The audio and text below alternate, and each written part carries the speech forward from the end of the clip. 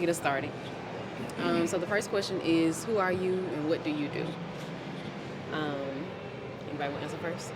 Okay, I'll go first. My name is Teal Wright. I'm a multi-hyphenate creative. I am a culture keeper, community organizer, experience curator, all the things. That's I'm Suavo Jones, hip hop trombonist. I'm a multi instrumentalist and founder of the brand Keeping It Memphis. I am Keashundrea, multi-passionate creator, brand photographer turned brand strategist, and I'm sure a lot more things will be added to that in the near future. Hey, I'm Chase Madkins, cultural strategist, MC, grassroots community organizer, and founder of the Memphis Rent Party. okay. So the next question is, how has Memphis played a part in your art?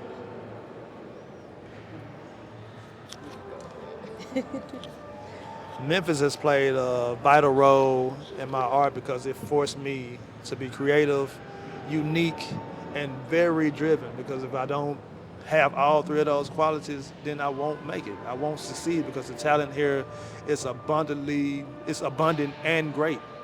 We have a high caliber of artists around the city, and you'll get lost in the sauce if you're not on your stuff. So it forced me to be great and embrace everything that makes me weird, because what makes me weird is what makes me great and unique. So Memphis forced all of that out of me. Memphis has played a role in my art by connecting me with other creatives that are very gifted, very talented, and with so much history that Memphis has. I feel like we all have a piece of that in us. So Memphis shows up in my art through authenticity. Memphis is a place that just really prides itself on being filled with authenticity, and so it shows up as just that. Memphis really influences my art because I came up through Memphis City Schools, went to Colonial, which is the arts performing arts school, went to Overton, which is performing arts school, met my lifelong friends. All of us are, have some sort of talent or many talents. And then historically, Memphis is just that place. You know what I'm saying? We got a lot of culture. It goes back a long time, and so I feel like I'm just taking my place in that history. So I want us to talk about where Memphis is through our eyes, like what's the good, the bad, and the ugly for us. Okay. Yeah. Memphis, it's not a lot. The talent, the people in Memphis, you don't really see that on TV. What's always talked about is the crime here in Memphis, and that's really at the forefront. I remember before I moved back here, I was scared to come back here because they talked about this being one, two, three, top three cities with the crime. But when you get here, you see that it's rooted in a whole bunch of culture, a lot of culture that they don't put on the forefront, especially for tourists that come here a lot. They come here to see Elvis. But where did Elvis get his talent from?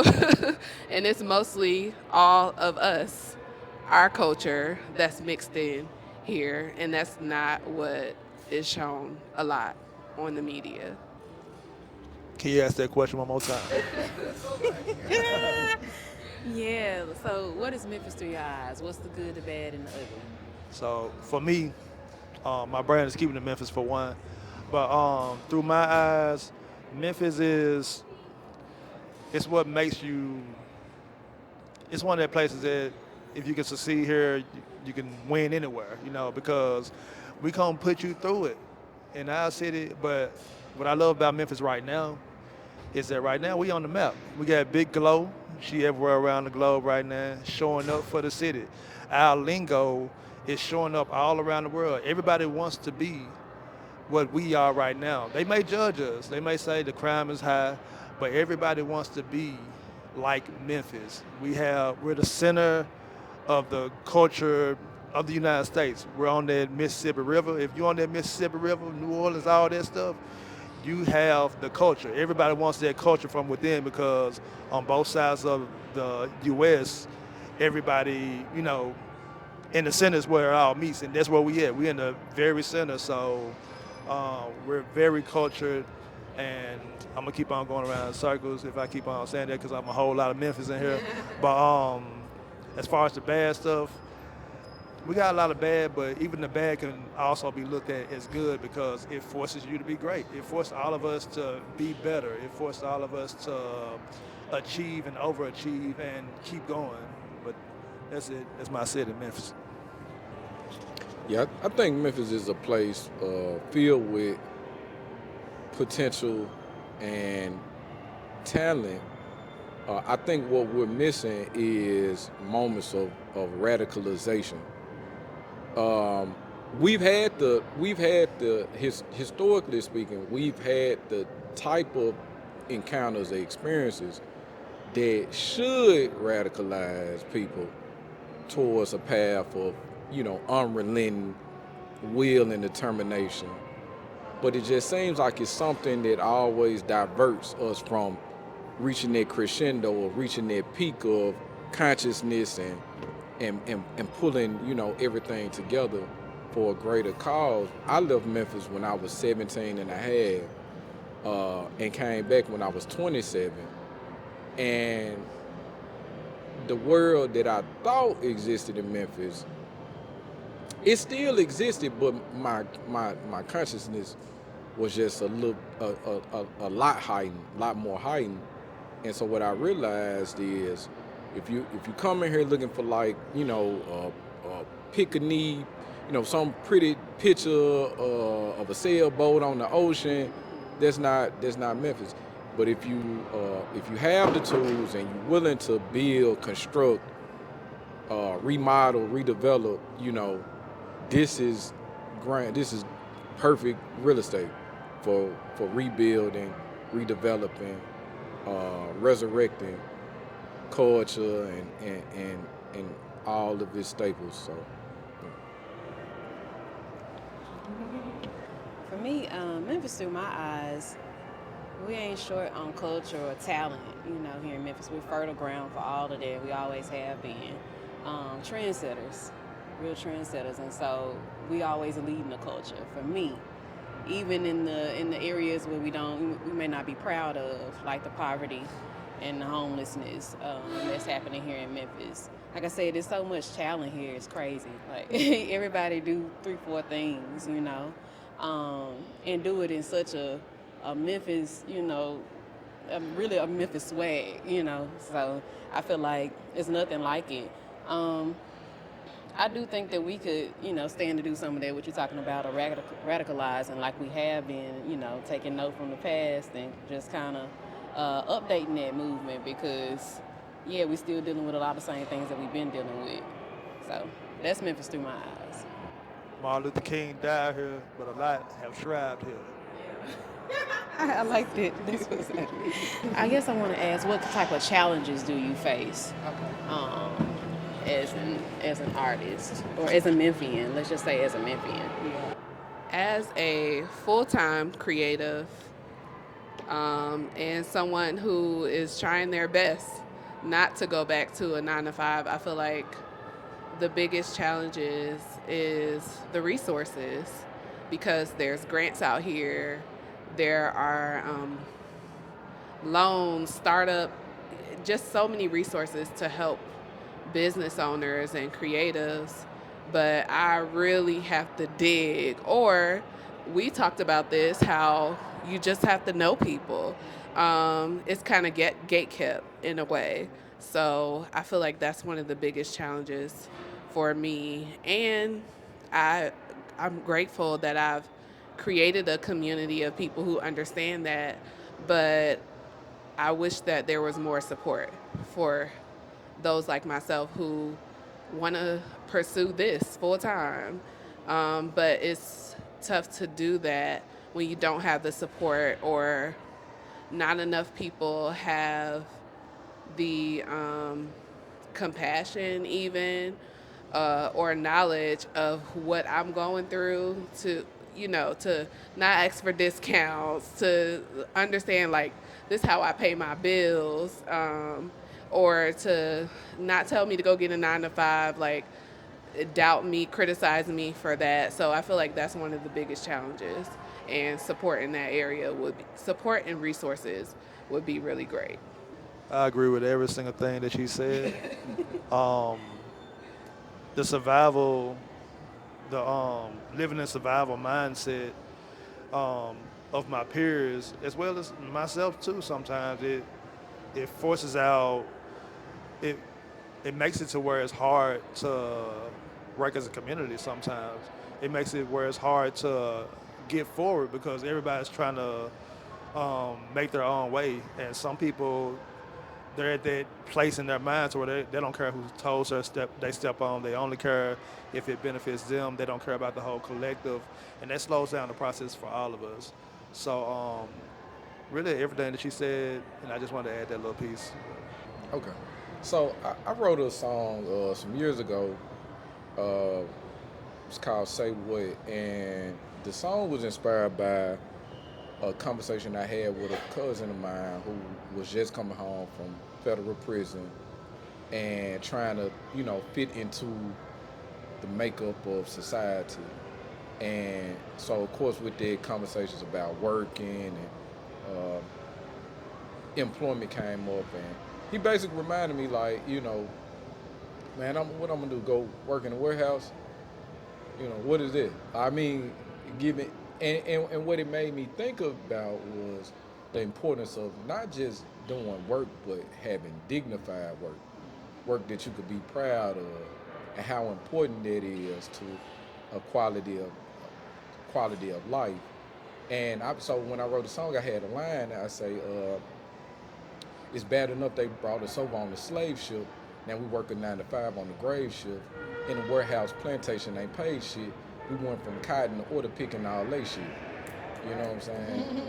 And I think just looking at Memphis and the history of the cotton to warehousing, and looking at the education system defunded, defunct, nearly defunct, and it all reaches the same kind of end, uh, force, forcing wage labor onto a class of people who historically and systematically are pretty much stuck. You know what I'm saying? It's almost a level of permanence, and so it's hard to really even imagine being creative or sustaining yourself off of your creativity without first breaking down that structure, within the power system, power dynamics that continuously flood our markets, flood our communities with temporary labor services, payday loan services, all of these things that kind of perpetuate generational poverty. Get that song? Yeah, for me, my experience in Memphis has always been a classic case of the haves and the have-nots. I grew up having what I needed, but not, necessarily having to sacrifice for what we have, and so not having a lot, not coming from a lot, but still cherishing the experiences that I did have. And so for me, it's about, kind of crawling my way out of it, using what I have to get more, using the resources that I have, being resourceful. Sometimes doing things that I don't want to do, working those jobs that I do not want to work, so that my creativity can, create a life for me, and eventually I believe that it's going to do this, so I believe that I will have what I need, and I always have what I need. But for me, yeah, always not having enough, always trying to catch up, and so learning how to lean in on community when I don't have what I need, and recognizing that, I can support people even if I don't have the money that they might need. I can do other things to support the community. So, yeah, that's been the challenge for me. How do rent parties connect to Black cultural tradition, and why bring this tradition to 2024? Yeah, so historically, rent parties originated during the first great migration of black people out of the South to the northern parts of the country in search of better paying jobs, better quality housing, better quality of life, and ultimately what they found was the complete opposite. Some historians would argue that conditions were actually worse for them in the northern regions than it had been in the south. One, because you're dealing with inclement weather, in addition to having poor quality homes, right? And in addition to that, they were dealing with rent hikes, so unfair rent increases. They were underemployed, if employed at all, and so they used rent parties as a form of mutual aid to care for one another.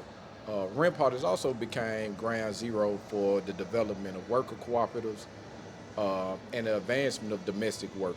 So, A. Philip Randolph, Brotherhood of Sleeping Car Porters and Maids, was developed in rent parties. Black Socialist Party was developed through rent parties. The development of jazz, blues, swing was developed through rent parties. So it definitely has, I think, the ability to bring the movers and shakers of culture together, if nothing else, right? And it's up to us to really take it to the next level. But I think the concept itself is designed to pull us in and bind us into a form of a community.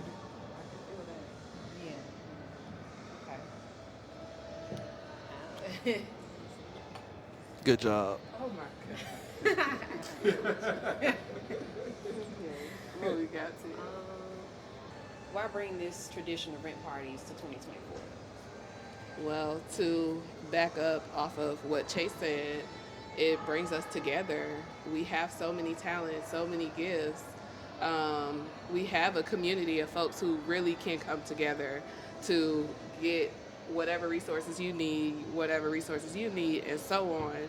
So, and this is probably, I think at this time, most people will isolate themselves and try to do things by themselves versus coming together as a community and maybe hosting the rent party or just any get-togethers can not only provide the resources that they need, but also let's get together, have fun, get some of this off of our shoulders. So I think that's why it's important to bring that into 2024, 2025, and beyond. Nice. That was perfect. Okay. That was good. Okay. Yep. And then tell them to come out. It's time to know our neighbors, y'all. Oh my God. Suavo. Go ahead. Go on, leave this out, Suavo. Yeah. So look, December 15th, Sunday, we need you in the room. We need your love. We need your embrace. We need your family, your friends, anybody who needs help. We're gonna provide the resources. We're gonna provide entertainment, but we need you at the rent party, 495 North Hollywood at Hollywood, Memphis. See you there. Peace out, y'all. Peace in. I'm sorry. Keep the peace within.